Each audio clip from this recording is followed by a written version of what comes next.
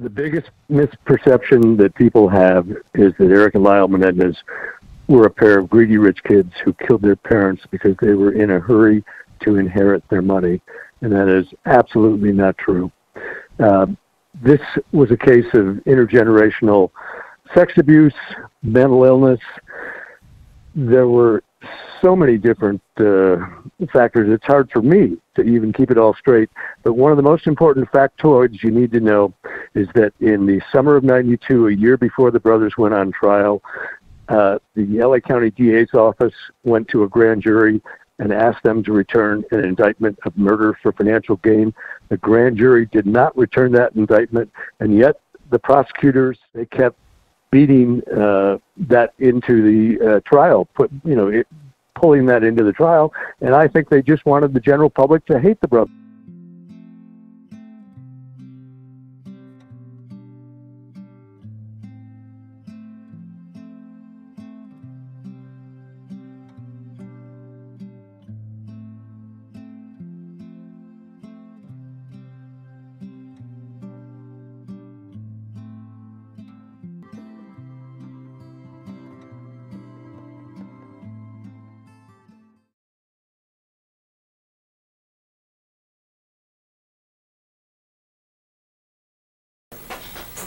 Like there was the field divided, the subdivision, there was a center plot of land, and it was just beginning to be under development. It was mostly all prairie at the time. And then there was the street came in and then horseshoed around, so that I left a big open field in the center. It was quite unusual to myself because as the adults were preoccupied with themselves, both boys would be able to, and my brother and I made it up as they would be able to escape out of the home, and Erik would then cross the street, get in the field, and then my brother and I would realize where they were, and I would go over and have to run out of the field and chase Erik and bring him back to the home. Because his purpose of doing was to go over to the girls, his cousins of Terry and Carlos. To your knowledge, did this happen on a fairly frequent basis? Oh, fairly, very frequently. It was almost a joke at how easily he could get out of the home. Okay, and he was less than 2 at the time, is that correct? He was walking, yes. What was the reaction of Kitty and Jose Menendez with regard to their son crossing the street and going over into that field? They would be jovial, more of a joke. With regard to Erik, now did you see a change between 1975 and 1977? He became much quieter, became more introverted. Now, I just wanted to clarify with respect to Erik at 4½, say in the summer of 1975. You said you noticed a change between what his personality was like at that age and what it was like when he's 6½, in the summer of '77. The first year, he seemed to be more outgoing. He was more willing to want to be with Lyle and myself, and just he seemed to be a lot more easier going. Okay. When I came back in '77, extremely introverted. Was he quieter or noisier? Quieter. Was he happier or sadder? Sadder. Did he participate more with you and Lyle or less? Less. Did you see or hear fights between Kitty and Jose? I heard, I never saw. Okay. Now, was this just once in a while? Or No. Oh, no. This was frequent. Most of the time it would be late at night or after we've gone to bed, where they would have woken me because of where my bedroom was and their bedroom was. Although the doors were closed, for the level of their voice, I could hear them. It would abruptly wake me up. Okay, when you talk about the level of the voice. Jose's voice was a lot louder than Kitty's. Kitty's would be in a defensive type tone. At times I did hear Kitty crying. And did you ever see bruises on her? Yes, I did. And are there any occasions which you can remember in which you could identify those bruises as having happened during one of those fights? Yes, I can, because the one morning after I heard that they woke me up, Kitty had a bruise on her bicep and also had a bruise up the upper collarbone at the base of her neck. Did she have it when you went to bed that night? No. What happened if you didn't finish the food on your plate? You got it for breakfast or lunch the next day. And did that happen to Erik and Lyle as well? Yes, it did. Would you describe for me what the atmosphere was at the dinner table? It was very much of like a Jeopardy setting in regards to Jose drilling the kids with questions of the day and only of that day. What do you mean questions of the day? Well, it would be to where newspaper articles, such as certain encyclopedias, different events that happened throughout the day, and an answer was needed quickly. You had to have an answer. You had to have an answer. Lyle was 9 and Erik was 6, is that correct? And were both of them expected to participate in this Jeopardy type of questioning? More so Lyle than Erik. And what would happen if you didn't know the answer? The paper was on the coffee table, or encyclopedia was on the shelf, and you were instructed to please put your fork and knife down and go find the answer. And if you didn't know the answer, was that okay? No. What happened if you didn't? I was belittled. I was belittled by Jose. And were the boys similarly belittled if they didn't know? Lyle more than Erik. How did the boys look during these sessions? Extremely tense, unwilling to want to be where they're at. Either one of the two, Jose or Kitty, would raise their voice to a level of where I would be like, yes, yes, yes, yes, I won't do that, I won't do that. And then I would be sent to my room and the door would be locked. Now, how long would you be left in your room? For hours at a time, and at times I'd been left in there overnight. Were you allowed to come out? When I had to go to the bathroom, I would knock at the door, and I would start off with a soft knock, and I got no response, so my knocks would get harder, and no one would respond. And so as a little boy, as a 12-year-old kid, I looked at the garbage can, I looked at the window, and there were times when I opened the window and I peed out the window. Were the boys sent to their room for punishment? Yes, also? ma'am. And were they similarly not allowed to come out? Yes, ma'am.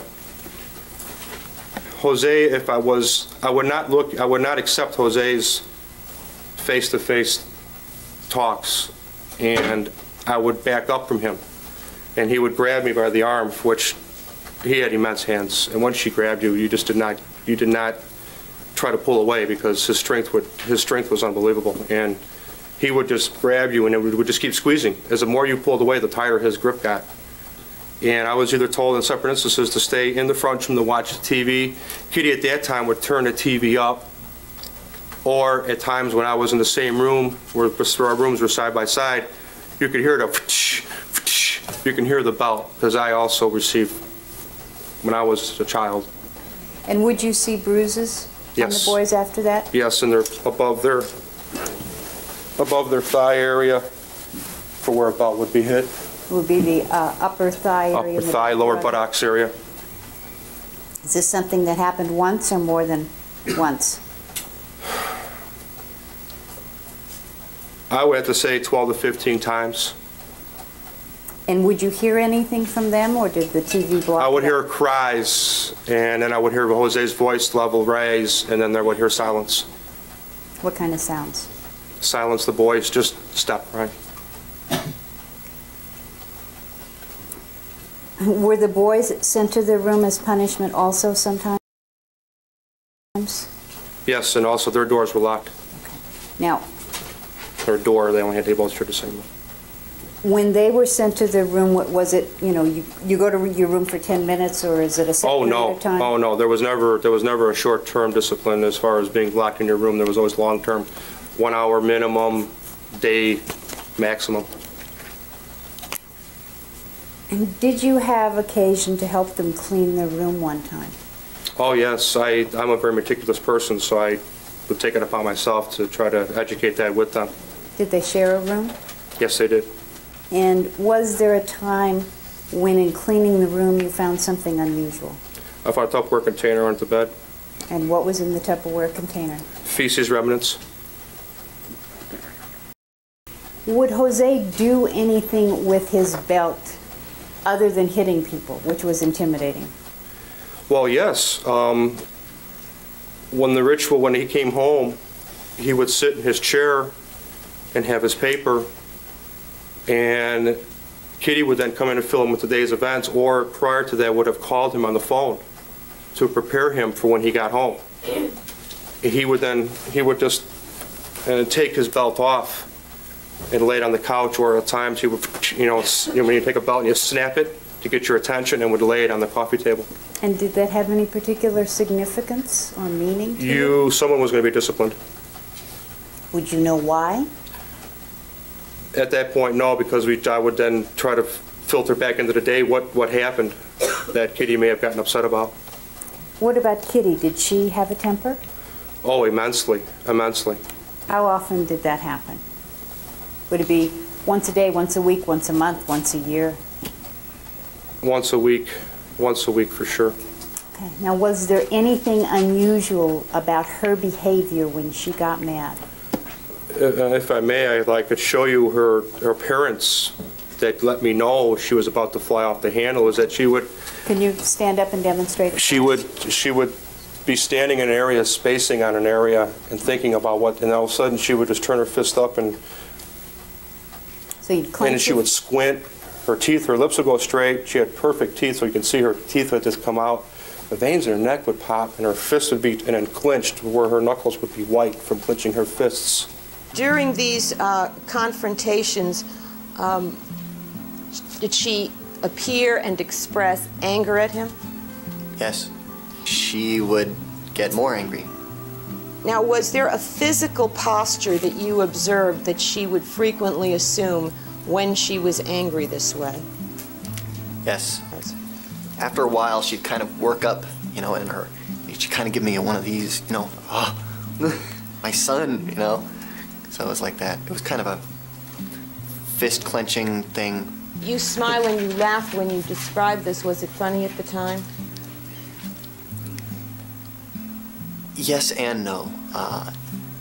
It got kind of repetitive, so it got kind of silly. So you didn't take it seriously? I didn't think Lyle was in danger for his life. I mean, no. Okay, but this was a behavior you saw over and over and over again? Yes. Were you there when Lyle was 5 or 6 and she did it? No. You've heard people describe your mother when she was irrational and out of control, have you not? Mm-hmm. And they describe this grimace and the fists and that whole thing. Yeah, she used to clench her fists and her whole face would turn red. You've seen it. And you saw it over the course of your life? Oh, yeah. Yeah, she would use her fists against you, and her veins would bulge out and her face would clench. At first, I didn't know what to accept of that, and then as I lived there, I realized what that was, what that appearance of her was about to happen with, what was about to happen. What was about to happen? On numerous occasions, and this happened every week in the Muncie home. She would, in the kitchen, would open a cupboard and start taking coffee cups, coffee saucers, breakfast bowls, these are glass items, and repeatedly throwing them in the sink and breaking glass in the sink. And at the end of that, then I would walk in, because I'd be in the other room around the corner watching TV or in the general area. It would get my attention immediately. I would run in the kitchen and go, "Kitty," which would snap her out of whatever she was into. There were times that also she would not snap out of it.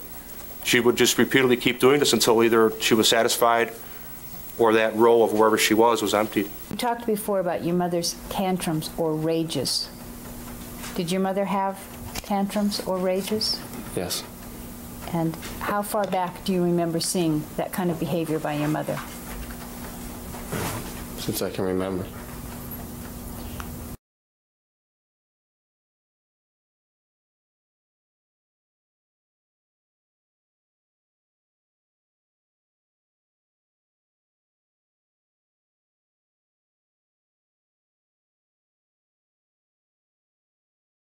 No. Did they get worse as time went on? Say Yes. And what would she be like when she was in a rage?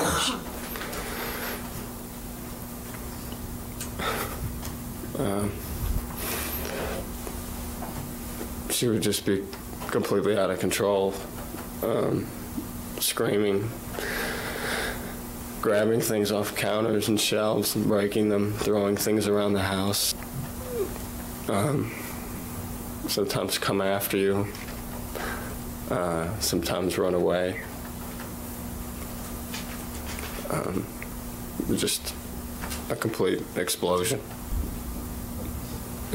Just completely tense and You just ready to, explosion is the only word I can think, just ready to really, like she's trying to hold back and is not able.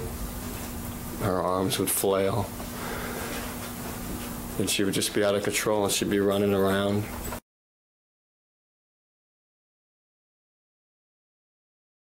And you'd just be either hiding or I just stood there and not move.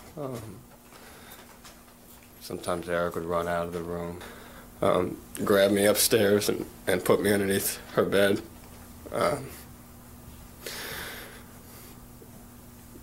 You just never knew what was going to happen, so you were just scared and you were just tense. And when this happened, how did it make you feel? Was it a frightening experience? It was very frightening. Also, it made me very concerned. I just didn't know what to make of it.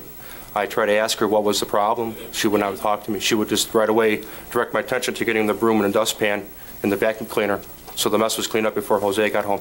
Was there an incident while you were living in Muncie in which Lyle came to you and asked you to protect him from Jose? Yes. And was there a particular situation that you remember that had something to do with Kitty lying? Yes. Could you describe it for us? Sure. I was in the garage and I was down there smoking a cigarette at a very young age. I started smoking. Lyle then came in through the door from the basement and was he looked sad.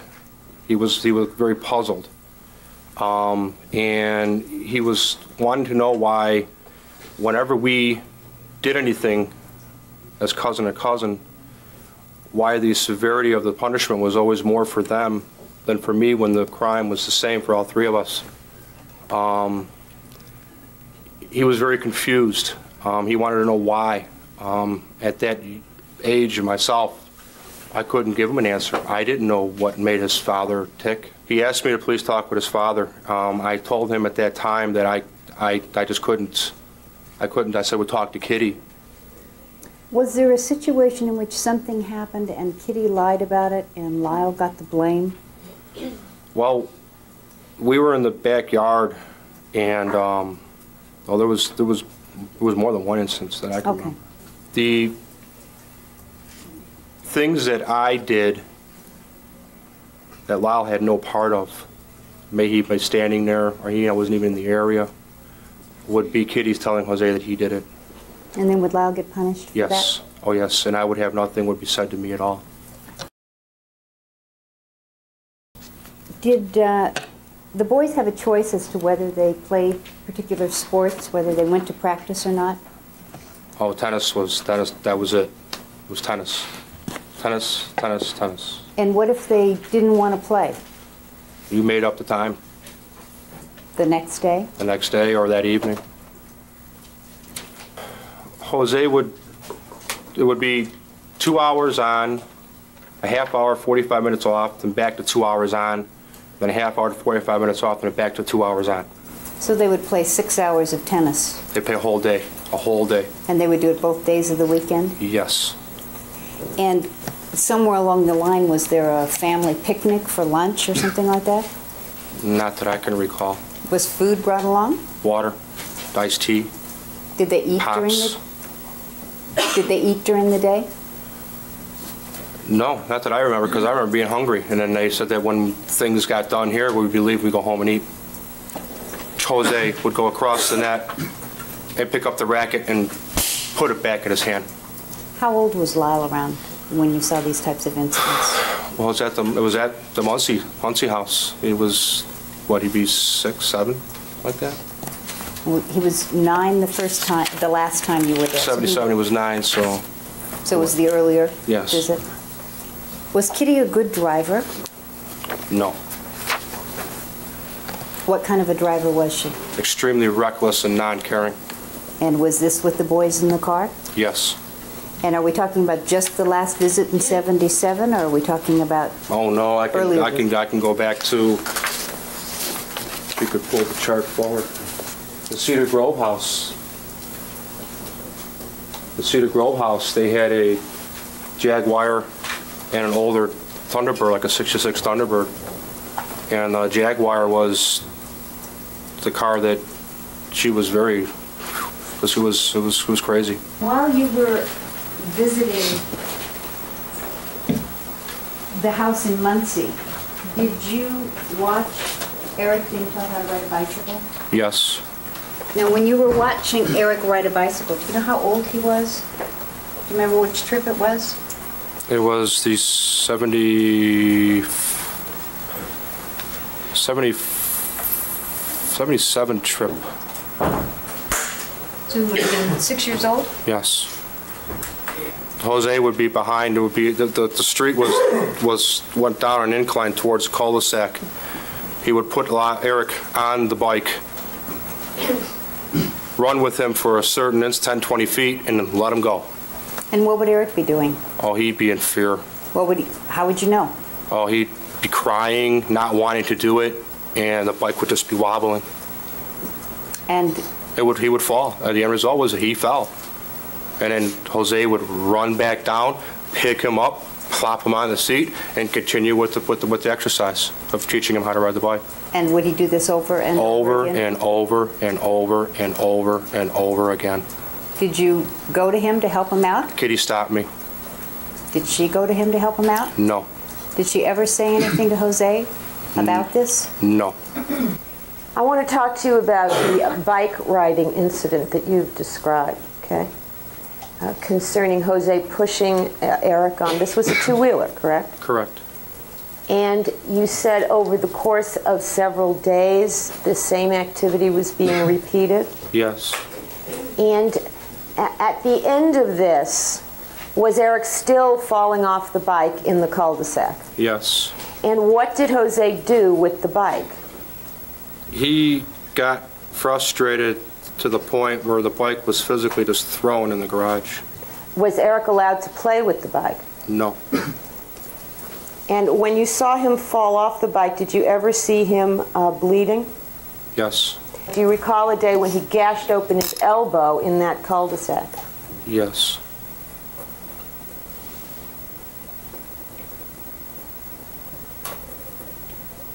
And when he fell off the bike in these repeated efforts, was he ever taken for medical treatment? No.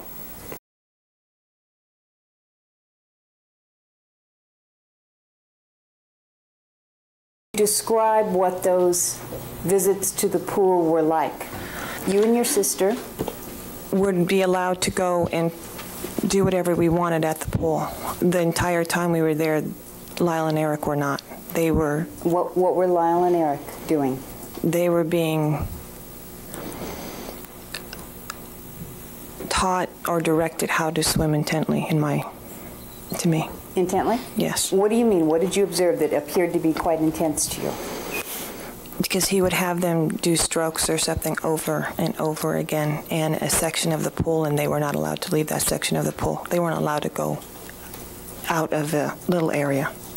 And when you say over and over again, would this be a 15, 20-minute session? No, it was the 2 to whatever hours we were there. So the entire time they were being drilled? Yes. In swimming? Yes. Were they ever allowed to just go splash around and play with the other kids? No. And I think you indicated they were 8 and 5 at the time? Yes. Did you have an incident when you were back there regarding getting caught smoking? Yes. And you were 15? Yes. Were Kitty and Jose smokers? Yes. Heavy smokers? Yes. And can you tell me what happened? Where did the incident start?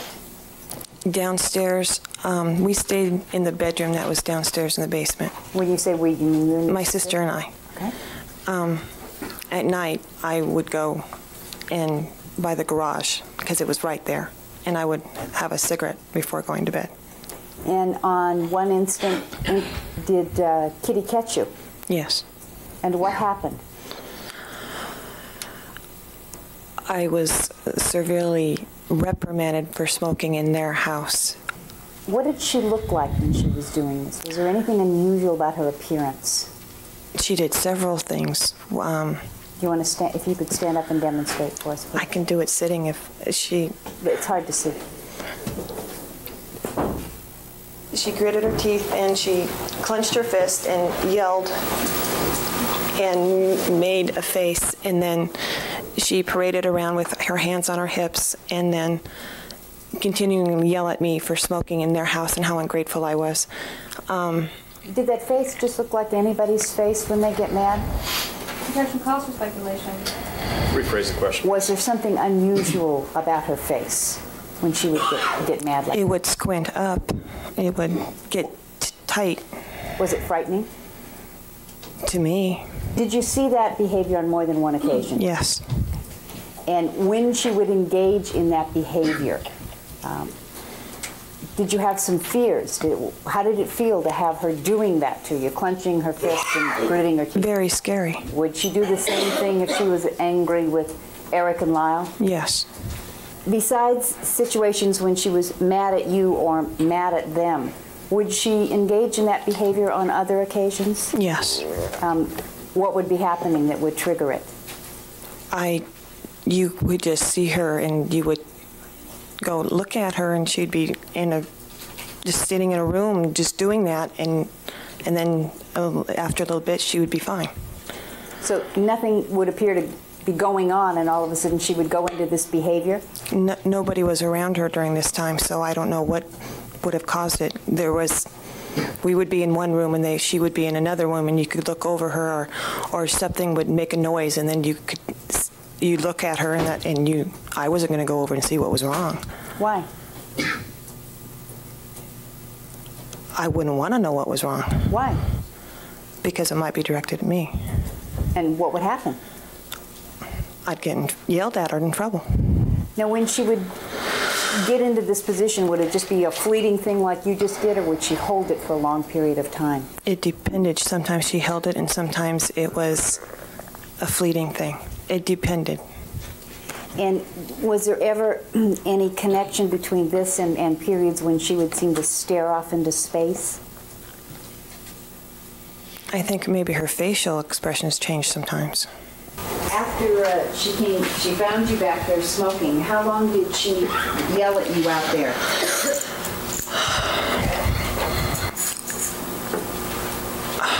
I would say maybe 3 to 5 minutes, maybe. When you're being yelled at, sometimes time is, you can't remember. Yeah, I don't like to think of the times when she yelled at me. She yelled at me for several occasions that upset me when I think about them. Do they still upset you today? Yes. Why? How old are you today? 32. You married? Yes. You have children? Yes. 2 boys. This happened in 1976. Yes. Why does it upset you today? Because she could be her intensity on her anger or her rage could be very scary. She grabbed me by my arm. She didn't, to tell me I was coming upstairs with her. She didn't continue to grab it. She grabbed it, pulled me a bit, and told me I was coming upstairs. Then she let go, and I followed her upstairs to the landing, to the top landing of the upstairs, and where Jose by this time was standing. And what happened up there? She told Jose, I stood there, and she told Jose what had happened downstairs. Did you just say, gee, I caught Kathy smoking, or? No, she was yelling, I caught Kathy smoking in the house. How could she? What are you going to do? And what did Jose do? He then continued and started to yell at me, and after a while of yelling, I don't remember exactly the words he used, but he was yelling and telling me I was basically the same thing. Kitty told me that I was being ungrateful and how could I smoke in their house, and I would not smoke in their house. Again, on less occasions, Lyle got more disciplined and in trouble than Erik did. He did get in trouble, but not as often as Lyle. Did Lyle get more attention? Yes, a lot more. And he also got more discipline? Yes, a lot more, yes. And what would happen when the boys would be sent to their room? Was it go to your room for 15 minutes or? Oh, you did. It varied. It varied from a half hour to 2 hours to not coming out at all. So they wouldn't be permitted to leave the room at all? Not that I ever saw, no. I never, once they were sent to the room, until he said they could come out, I never saw them. And when they were sent to the room, would Jose ever go down there? Yes. And this particular incident we were talking about where Lyle didn't want to go play, did Jose go down to the room? Yes, after a while. And how long was he in the room? A half hour, 45 minutes maybe. And when he came out of the room, did Lyle come out with him? No. Did you see Lyle again that evening? I can't remember now.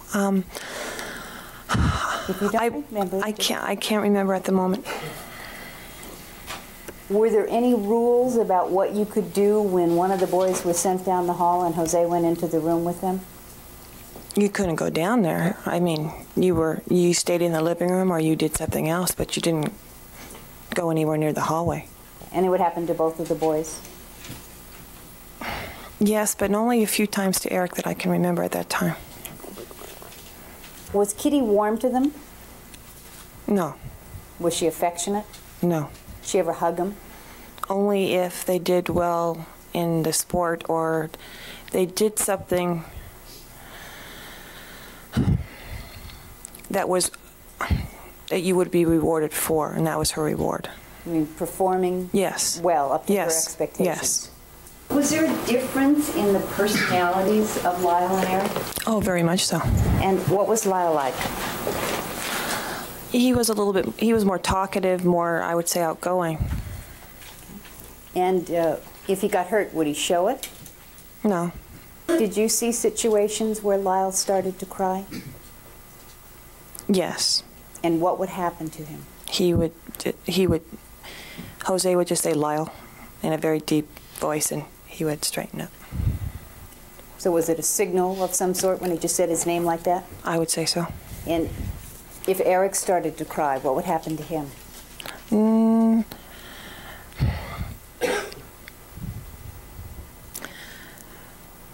He was probably nothing, and he was treated so much different. How do you mean? He was left alone more than Lyle was. Left alone in terms of being all by himself, or just wasn't the focus of attention? He wasn't the focus of attention. What was Erik's personality like? He was quiet. I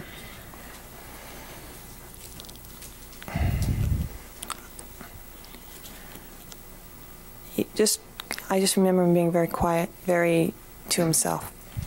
Do you remember anything about Lyle wetting his bed when you were there? Yes. He was 8 years old, is that right? Yes. And how do you know about him wetting his bed? We were in the kitchen one morning, and Lyle started getting yelled at by Jose and Kitty, saying he was a sissy and a baby because he had wet his bed, and he started being called. They were calling him names and getting mad at him. That's all I know. I left. Do you remember anything about Erik having a speech problem? He stuttered. And what would happen?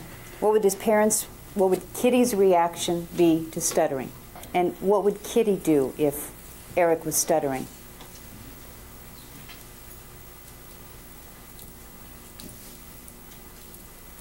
I think she would just make fun of him, if I remember correctly. Erik's stuttering, okay? And you said both Kitty and Jose would react when he stuttered, correct? Yes. Okay. Did you ever hear either of them tell him when he stuttered that he knew better than to stutter? Yes. And would he then try to speak without stuttering? Yes, he would try. But he didn't succeed, did he? No. At that time, do you know whether or not he was receiving any kind of speech therapy? Not that I remember, no.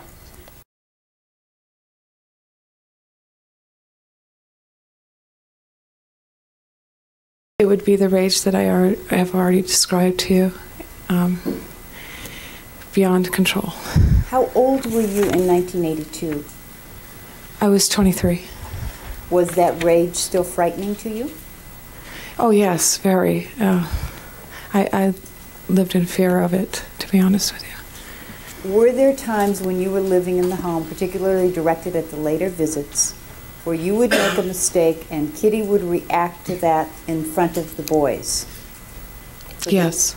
Did it happen frequently? Yes. And what would Kitty do in front of the boys during the 1982-83 visit if you made a mistake?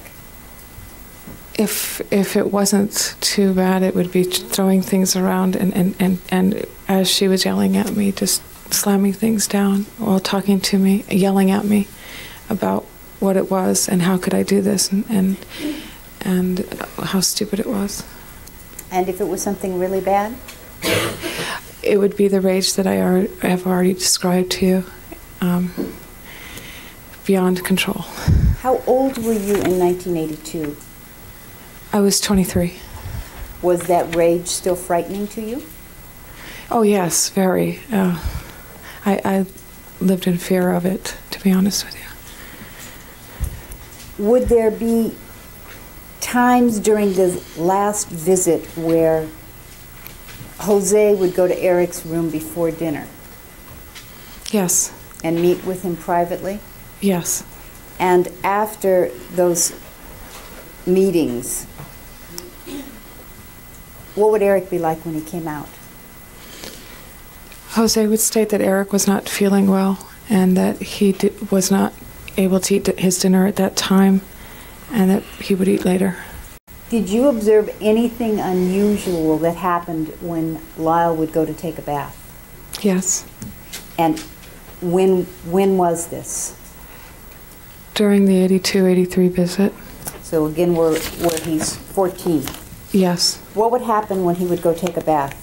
After he would be in the bathroom, Kitty would tell me that she had to go help him wash his hair. Would she go into the bathroom? Yes. And how long would she be in there? Until she would help him finish up his bath and they'd come out. 5 minutes, 10 minutes? About 15 minutes. Ms. Vandermolen, was there an incident in 1976 in which Lyle Menendez asked you to help him? Yes, there was. Where did this take place? In my bedroom downstairs in the basement. What in time Muncie. I'm sorry. In Muncie. In Muncie. What time of day was it? It was nighttime. And what happened? We had all been down, Lyle and Erik and I had been downstairs, and the boys had been called up to get ready for bed. I stayed and went into my bedroom, and a while later, Lyle came down, and he was asking if he could, I thought he was there to say goodnight, and he started asking me if he could sleep down there because Kathy had already gone and there was 2 single beds. Okay, and what did you tell him? Initially I pretty much just brushed him off because I wasn't taking him seriously. And what happened next? He proceeded to indicate to me by touching himself down and saying that his dad and him had been touching each other down there. And what did he ask you to do? He wanted to sleep down there. And what did you do? I went and got Kitty and brought her downstairs and told her what was going on. She took Lyle and brought him back upstairs. When you say she took him, did she physically grab him? Yeah, she took him by the arm and brought him back upstairs with her. And did you ever discuss the incident with Lyle anymore? No, it wasn't ever discussed after that. Did you observe Kitty drinking? Yes, I did. And which of the visits, if you can remember? All of them. And what would her pattern be about drinking? Would she drink all day long, or when would she drink? Generally from the afternoon on, more so in the last visit than in the prior visit. She had specific liqueurs that I strongly remember in the 76 visit. When she finished her coffee, sometimes she would pour the liqueur and sip on that by itself. So she would pour some liqueur into the coffee cup? Yeah, after that? Yes. You indicated that Erik ran away and there was a panic. Yes. And did the canoe have anything to do with it?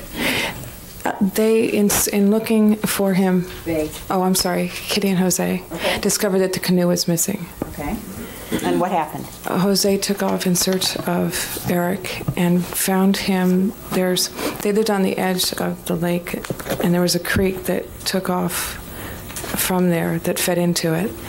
And Jose was gone for a while, and it was about dark when they got back, and Jose was furious, and Erik appeared to be crying. It was at the state of crying, if not crying still, and they were both soaking wet. Lyle and his stuffed animals? Yes. And did you see him interacting with the stuffed animals on all of your visits, or did it just happen during one of them? Oops, sorry. On all of them. Okay, so in your last visit when he was 14, he was still involved with the stuffed animals? Yes. When you left in 1983, were you still on good terms with the family? I was extremely unhappy. And did you ever ask to go back? No, I did not.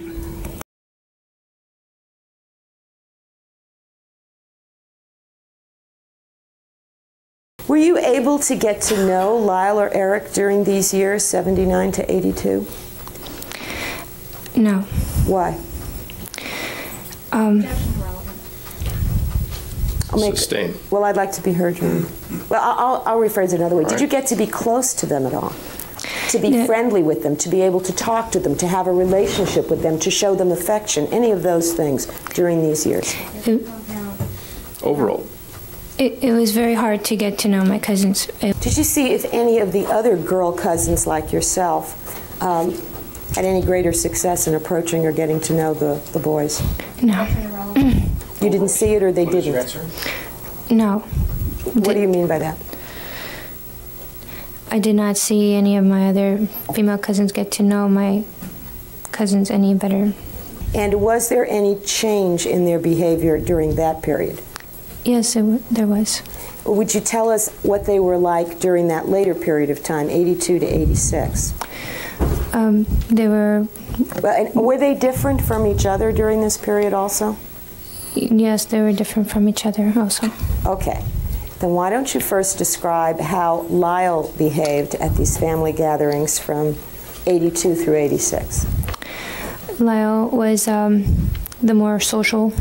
He would, we could actually converse with him for the first time, really. I had never really had a conversation with either one of them. So Lyle would actually ask me how school was, how my athletics were. Could actually converse with him. He showed an interest in what you were doing? Yes, he did. I take it he wasn't running around the house anymore? No, he wasn't running around the house anymore. Okay. Was he mannered, well-mannered, civil, polite? Yes, he was. And what about Erik? What was Erik like at these family gatherings from 82 through 86? Erik was still very difficult to hug. They were both difficult to hug throughout, but at this time, Lyle was, in Latin families, we tend to say hello with a hug and a kiss on the cheek, and it was, with Erik, it was very difficult. It seemed like he had a hard time receiving affection. During the 79 through 82 period, did you also notice that both of them would pull away from hugs? Yes. Did both of them at that time seem to be having difficulty receiving affection? Yes. Tell us what they did when they were younger, when someone tried to hug them.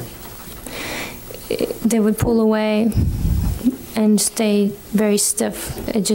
They would just stay very stiff and not reciprocate any affection. I mean, it was almost very uncomfortable to even try to hug them because it was a stiff lug which you were hugging.